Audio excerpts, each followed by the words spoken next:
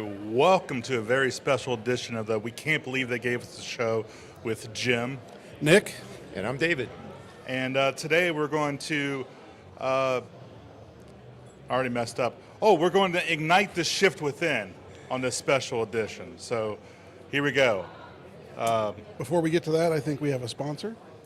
This podcast is brought to you by Firehouse Subs, the firefighter-founded hot sub chain with a passion for hearty and flavorful food, heartfelt service, and public safety. Ready for your next mission? Firehouse Subs is offering firefighters the opportunity to continue serving after service now as restaurant owners. Learn more at www.firehousesubsfranchising.com. You know, Mark's the one that put us all together, and we really should have actually had some Firehouse Subs for this lunch edition of our show. But I digress. So we just met David last week over the phone and live in person just maybe 15 minutes before we started here. But you had a lot of stuff going on throughout your career and throughout your life. Well, thanks. It's great to connect with you guys. We kind of have parallel podcasts on Firefighter We're all really Nation. good looking. That's right. Yeah, we have that in common. Yes. And we like licorice. I just wanted to ask you about a story you mentioned. We were in the green room, and Jim was sharing some incredible licorice. So it's licorice, Swedish fish. It's kind of one of those things, but this short and sweet of it, and it wasn't really sweet, was I was in Sweden, and of all snacks that I was offered a bowl of Swedish fish. And they were all different varieties and different colors. Like, I wasn't used to the ones, like, that's not the American Swedish fish that we're used to. And I got one thinking it was chocolate and realized it was black licorice. And I remember saying right then, like, there's a reason that this flavor is not in the U.S. Like, it never got past customs. They should extra tariff the crap out of that. There's some very different kinds of licorices out there on the other side of the Atlantic, for sure. But yeah, I'm happy to kind of be. Oh yeah, it's licorice time. Time for a snack. We got but I'm not sponsored by them or anything. Give David some. It's good stuff. But before you even started the fire business, I was intrigued because you already had a career, and it's not like the typical career of a firefighter where you're a landscaper or plumber or electrician. You were doing something a little bit cooler, to say? Well, it was very different than the fire service. I came into this life in a family that was immersed in music, and music teachers, people that were inventing and writing music books, and so my first career was in the music business. Started out working in New York as a recording engineer, making records, and then morphed into writing music for TV sports on CBS, basketball, football, golf. And it wasn't until I wanted to move my family out of New York City into the suburbs that we bought a house next to the firehouse. And my first thought was, this may be a bad idea. It's probably going to be really loud, a lot of sirens, a lot of distractions. Turned out to be the greatest thing that ever happened because I met some of the guys next door. They invited me to a barbecue. One thing led to another, and here I am in the fire service, kind of doing dual careers now for a while, doing my music and also volunteering for a short period of time. And once I decided I wanted to elevate that, I got hired at a career department and continued to do both careers side by side. That's great. I know plenty of firefighters that are musicians as well, but you're the first one I know that's been Grammy nominated, so that's pretty neat. I was blessed to work with some great people, and I kind of have flashbacks coming to a conference like this because there's an annual conference in New York called the Audio Engineering Society. Similar kind of thing, huge in scope. Some of the major players in the industry come to it, and you're kind of rubbing elbows with famous recording engineers, famous artists, musicians, and it's really inspiring because you get to see them up close and you get to see the newest, latest equipment, what's state of the art. So this really has a lot of, kind of common ground with that, and I really enjoy coming to these. Absolutely. I saw one of those robot dogs here earlier, like that are going to take over the world. Like, they're here. Right. Yes. But the T-1000. So I'll switch the subject here. Let's talk about firefighter cancer. Mm-hmm. About 15 years ago, it's kind of crazy to think. I was in a booth for the Firefighter Cancer Support Network, and our booth, it was a free space back then, but it was upstairs from here, up the escalator, right around the corner from us. And the only way people found us at that point in time is if they were lost or trying to go find a secret place to make out or something. That's the only way that they found us. And now we're at a place where you can't throw a baseball and not hit something related to occupational firefighter cancer. So come a long way within those 15 years or so. But you're a survivor, as am I. Luckily, you're not. That's good. So far, so Stay good. part of that team. Right. What flavor of cancer did you end up getting diagnosed with?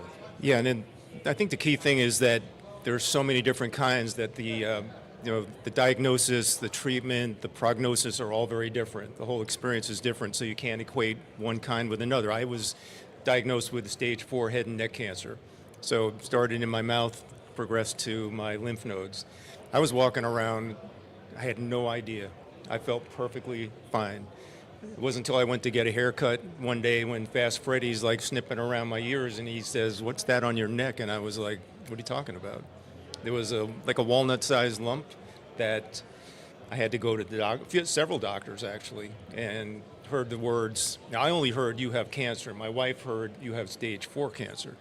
I was that kind of like in denial. Oh yeah.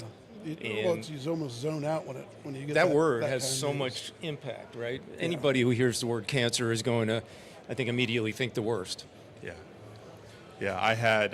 There were points when, after my diagnosis, I literally couldn't say it. Like telling my loved ones, telling my family, my friends. Like I had to have my wife say it, because just saying those words, it's impactful. It's impactful in a bad way. Like nobody ever says, "I've got cancer," and they do a cartwheel and flip and stuff. It's when you say that, it's traumatic. It inflicts trauma on somebody, because there's nothing ever good about a cancer diagnosis. Exactly. And you pair that with the job that we do. Cancer diagnosis typically means, or in my case, it meant you're done for now. You got to go fast-track treatment. For me, it was chemo, radiation, ultimately surgery. I had to stop doing the job. I chose to go into the kitchen with my shift and say, "Guys, I'm sorry, I'm not going to be with you for a while." And that was one of the hardest things I had to do in that process. They were so supportive. One guy, Big Mike, put his hand around my shoulder. He said, "Dude, one step at a time, one bite-sized chunk at a time." And that, I can't tell you how much pressure that took off of me, that, I wanted to just come back tomorrow and be back on the job, and that wasn't going to happen. How long were you off of work for? I had, I think I went into treatment around Thanksgiving that year, in 2013, and then I came back probably April of 2014. Okay. Yeah. Were you able to do a workers, firefighter presumptive? So even though it was in effect, I didn't benefit from it. Some of those are difficult to navigate, and to be honest, I found information way after the fact that would have been helpful. I discovered a firefighter, retired fire captain, who has a web page with PDF packets that are pre-set with kind of workers' comp information that you would need. That's got scientific research. It's got templates for doctors' letters that substantiate a particular kind of cancer. And he has them for all different varieties of cancer. So I wasn't aware of it at the time. So my workers' comp was a little more of a struggle to get some compensation for it. I see. Each state being different, it just complicates things, right? Right. So I know in Ohio it was difficult too. I mean, it took me a year and a half to close out my case. Yeah, and you kind of alluded to the fact that it's traumatic, and it's not just traumatic for us, but it's traumatic for our family, maybe even for our coworkers. When someone you love at the firehouse is got now a life or death battle with cancer, we all kind of get involved in that in some way, shape, or form. We're all emotionally invested in that, the outcome and the well-being of that person. And sadly, we've lost 2 guys from my department, one to pancreatic, one to brain cancer, who were beloved. I mean, these were the guys you would, you want to see when you show up for work. It's a tragedy. It's a traumatic thing for everybody, the families, and we really, still are figuring out how to best support that process. Well, it's a hard thing to, like, you feel, even as a coworker, you almost feel hopeless for your friend, right? And you don't know what to do, what's comfortable for them. Like, my organization, Brothers Helping Brothers, was started because a friend of mine, actually, he got H1N1 flu and passed away, and ultimately passed away from it. But it was one of those things, like, you would talk to him when he was in hospital, like, hey, we're going to start raising money for you just to help you with your bills. And he's like, don't do that. Don't, like, you almost have to force them kicking and screaming to try to help them, right? So it's almost like it's a weird, it's a weird dichotomy with trying to not overstep your bounds with your friends, but trying to be supportive and helpful at the same time with those types of things. Yeah, absolutely. Again, but we've come such a long way, and I loved, like, being here at FDIC this week. The FCSN has it set up to where everybody can go get free skin exams at Lucas Oil. So if you're coming to the show the next few days, look that up too. Get yourself a free skin exam.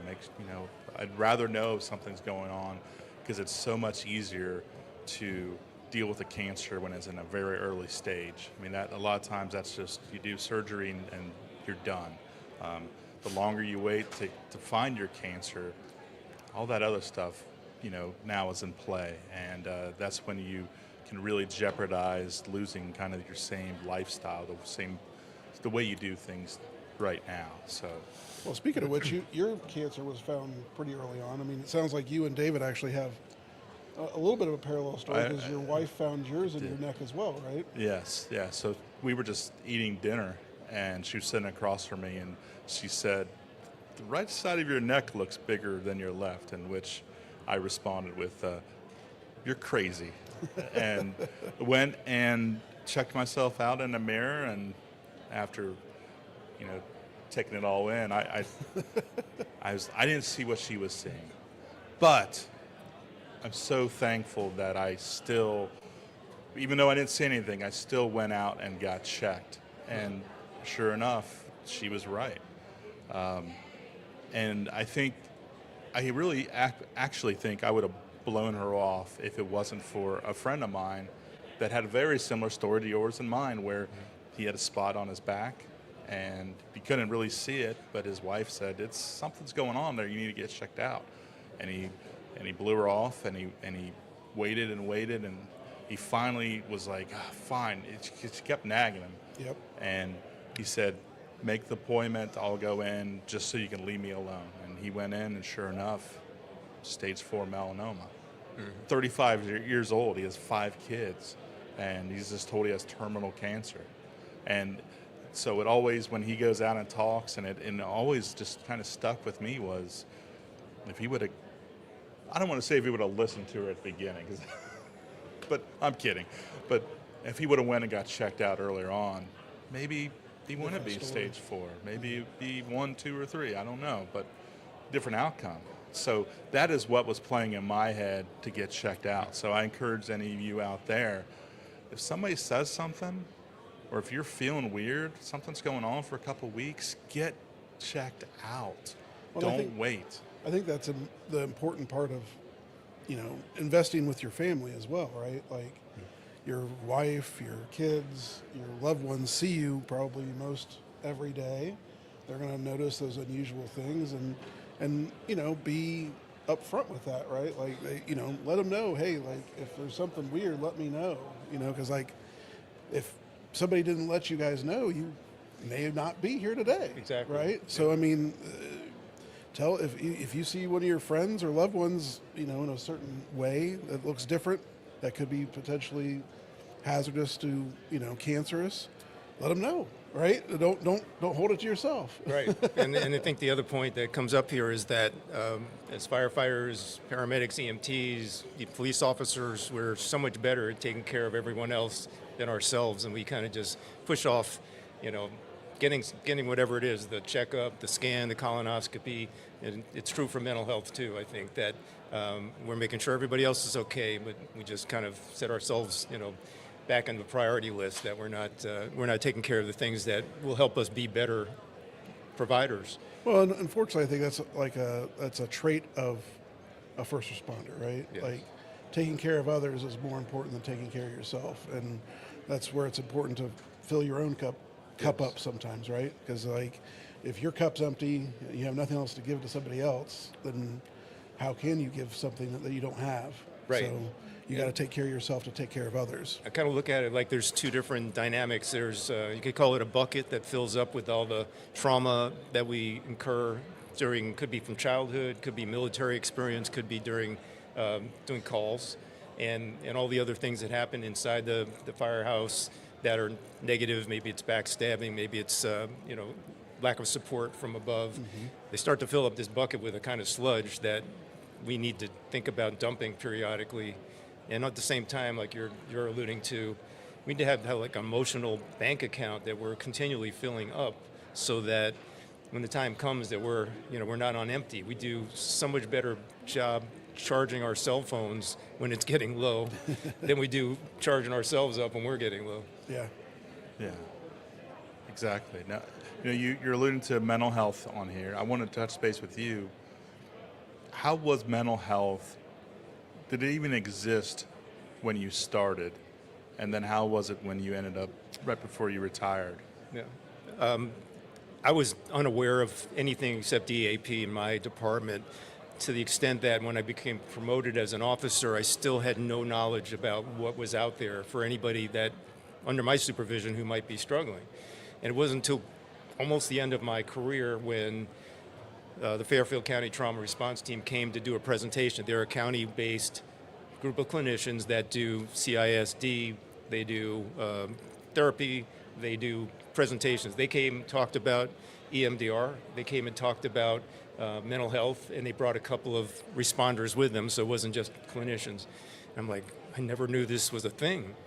And from there, that actually led to the creation of Responder Resilience podcast with two of those clinicians, where we talk a lot about mental health. Very cool. Yeah. Yeah, it was, I know when I started, it was if you dared showed emotions, you were told to suck it up, buttercup, or are you sure you're cut out for this job? I got that. And it wasn't until we had two members kill themselves that we started to actually see some change and be able to actually talk about this. It was unfortunate that we had to have that happen for the change, but I'm at least glad that it's here.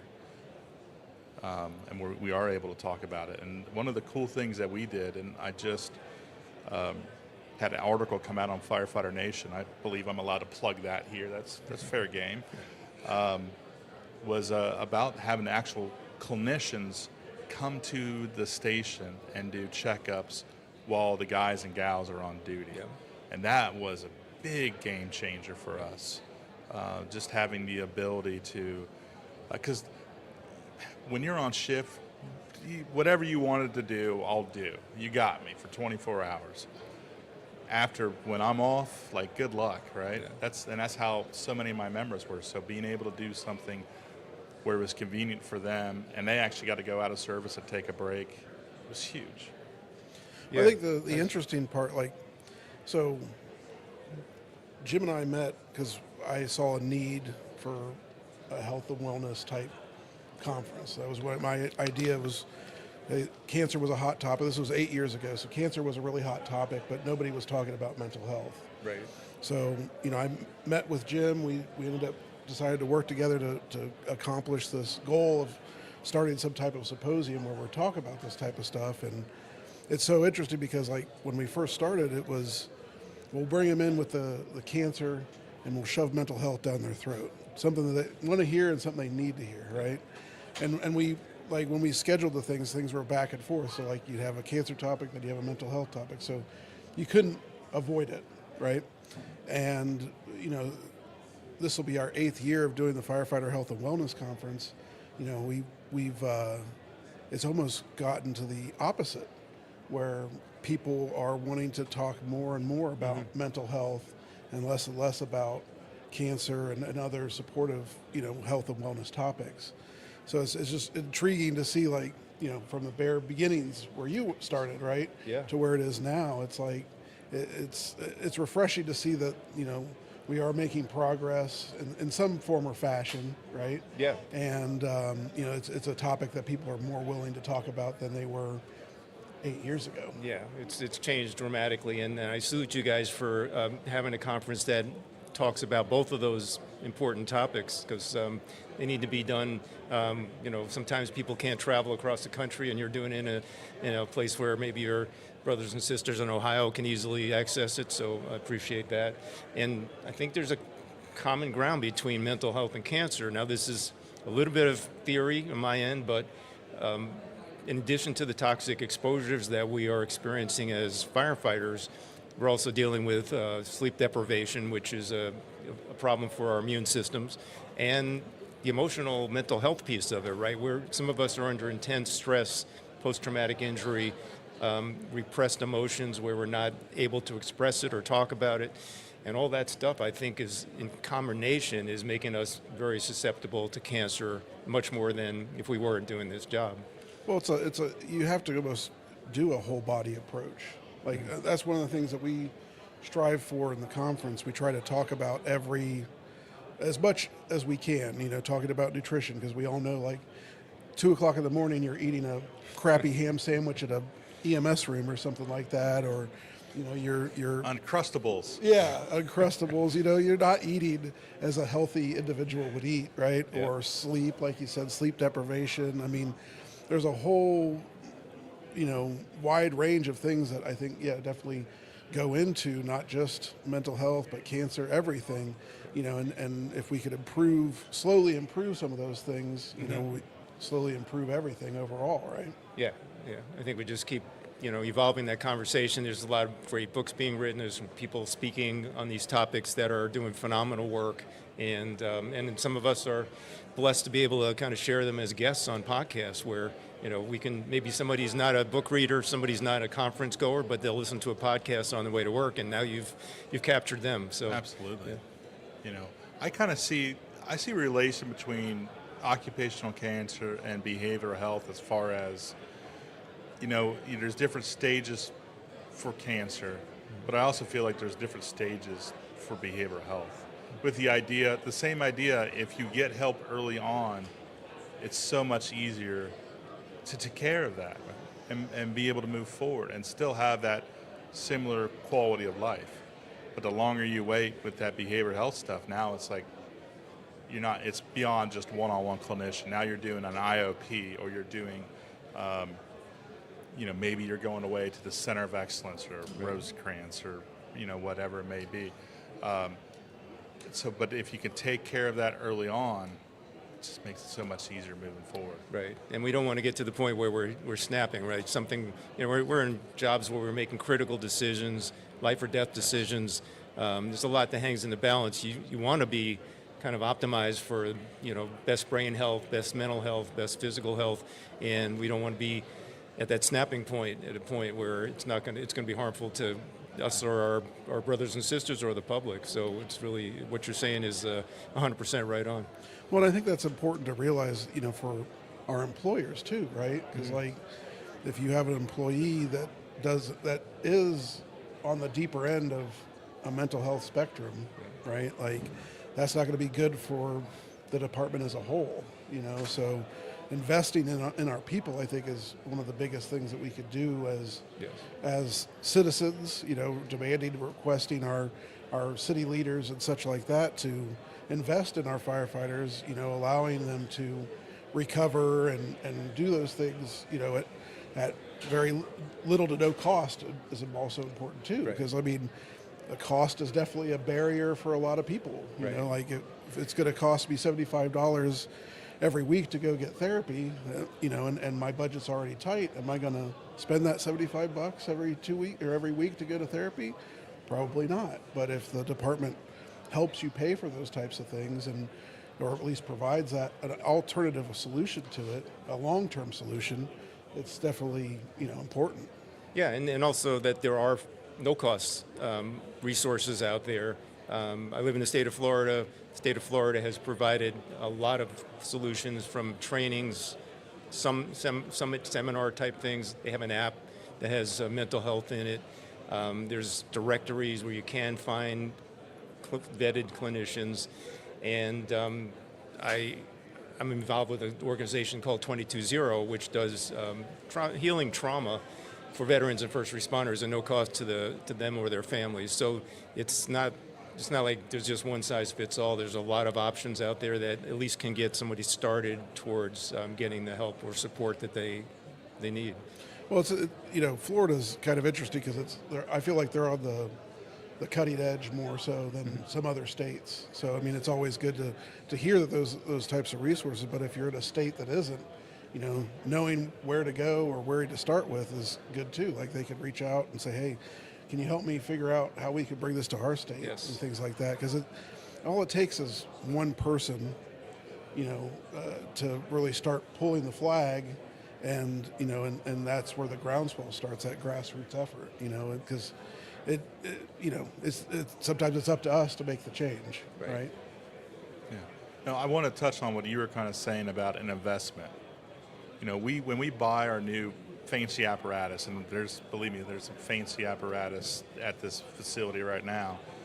I mean, but when we buy those, we know we're going to have preventive maintenance. We're going to have to upkeep that because we want that fancy ladder or an engine to last 20, 25 years, whatever it may be. That's how long we're supposed to be there too. So I would love nothing more than actually having departments invest in us, take care of us, do preventative maintenance on us, whether it's a firefighter physical, the skin exams, the clinician checkups from the neck ups. Like, invest in us because we're supposed to make it as long as our apparatus is, but so often we're not. Well, I think that's one of the big things. Like, it's a mindset. It's a perspective. If you think of it that way, like a personnel is just as important as apparatus, just as important as equipment, then you're going to have it that way. But I know we had the robot dog, but I haven't seen any apparatus themselves put out fires. Right. Yeah. Well, They need us. Yeah. Well, there's not. I don't think there's going to be any AI or robot that's going to be able to take over for us either. At the end of the day. At least in this decade, right? Yeah, maybe. It's all coming. I'm scared. Right. I think there's cultural change, just like there's been a cultural change with cancer in the fire service. We're starting to see cultural change with mental health. Where I live now, there's an embedded clinician in the department, the fire service, and the chief states that he would probably have a vote of no confidence if we removed the program. So now we're in a place where firefighters want this program. They know that it's benefiting them. The town, the county, the state, whatever, starts to see the benefit in it, that you're keeping people on the line longer. You're not going to lose them to comp. You're not going to lose them to burnout, retirement, early retirement, medical retirement. There's so many benefits to it, and we're starting to see the balance tip a little bit. That's great. I love that you have a culturally competent clinician embedded. Yeah. That is, I know that's what I was aiming for, and I never quite got there in my tenure, but I know places that have that, and it works tremendous because unfortunately, so many of our EAPs are low bid, they're not trauma trained, not certified, and I mean, I've just heard absolute horror stories. So that's why, at least for me, I had to go outside of that and find our own culturally competent clinicians that were trauma trained, could do EMDR, and we basically route people away from EAP and route them to that. Even though it is going to cost them money, they're going to have to come out of pocket. It's still a better service. Yes. Well, I mean, I think it's, we had Mike Dugan at the conference a couple of years back, and he talked to us about his experience with EAP as a firefighter, and I mean, bravo to Mike for continuing on, because I think he went through 2 or 3 different He clinicians. finally found what he calls, what his wife calls his boyfriend, his Right. clinician, but it was the third one. Yeah, but oftentimes, it's one of those things where it's like you have a solitary chance to catch that person at that moment. Yes. And if you have somebody on the other end of that lifeline who is not the right fit, or at least doesn't know how to handle that situation, that could be the end for that particular person. Yeah, 100%. I've heard this before. You have one shot typically to get it right with this. Like we have one shot in a lot of things we do to get it right, but with firefighters, you got to build that trust out of the gate, and not every clinician is going to be a good fit or the right person, or, be able to build that trust. But I think embedded clinicians are a great way to build trust because they become familiar with the clinician. The clinician becomes familiar with the culture of the firehouse or the shift or the department. And so as we see more of that move forward, I think, and the younger generations, I think, are more willing to consider mental health as a necessary thing, as something that they're happy to talk about. Yes. It's not a secret anymore. It's being talked about in drill schools now. It's in the IFSTAs and all those books. Like, it's normalizing, which is a good thing. Well, that's the key to any change, right? Like, you look at 30, 40 years ago, and SCBAs weren't, used, right? They had them on the truck. Yeah. They might have them on their back, but they might not be wearing them. But it took many, many years of ingraining that into recruits at recruit school. Like, you will wear your air pack on a fire. You will wear your air pack on a fire.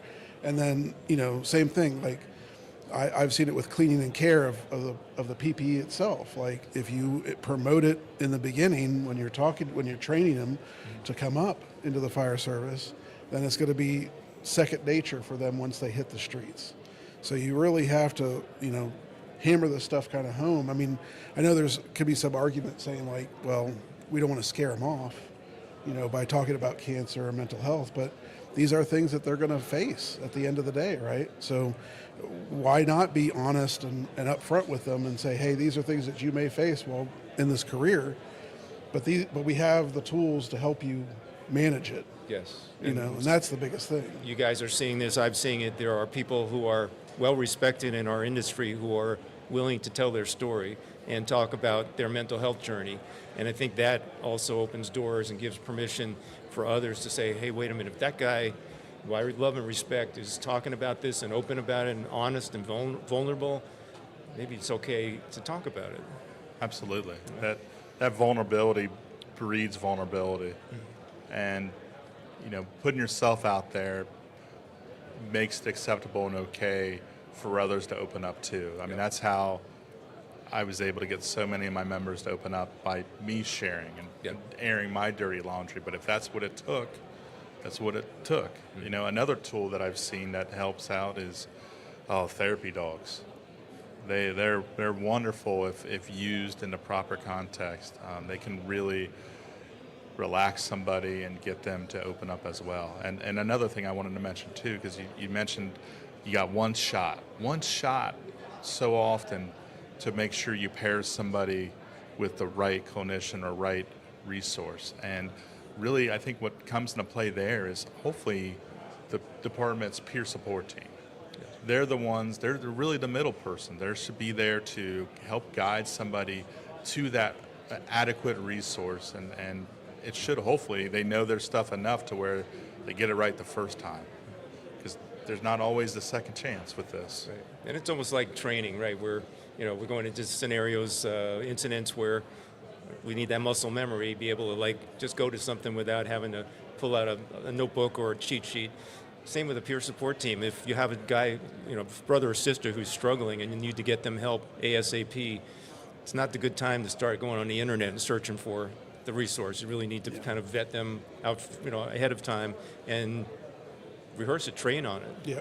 Well, and that's the important part with peer support, having the training, having a coordinator that knows what's up too. You know what I mean? Like, building out a program, it can't just necessarily be haphazardly slapped together. So, with all that being said, we're on a 10-second clock. Kick down.